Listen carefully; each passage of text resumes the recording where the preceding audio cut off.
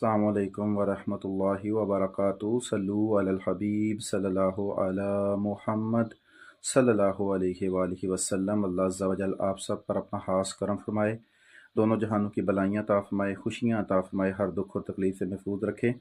यूनान वीज़ा की रेशो के मतलब आप लोग अक्सर सवाल करते हैं। देखिए, रेशो का तल्लक होता है सबसे ज़्यादा आपकी किस्मत के साथ, आपकी तैयारी के साथ, और अल्लाह ताला ने जो आपके मुकद्दर में लिखा है उसके साथ। जिनके वीज़े लग जाते हैं उनके लिए रेशो अच्छी होती है, जिनके नहीं लगते उनके लिए अच्छी नहीं होती। ओवरऑल जो सिस्टम जा रहा है वो इतना अच्छा नहीं है।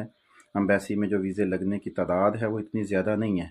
इसकी वजह यह है कि बहुत सी बेसिक गलतियां होती हैं क्लाइंट्स की तरफ से भी, और ज़ाहिर बात है एम्बेसी के हालात भी टाइट हैं।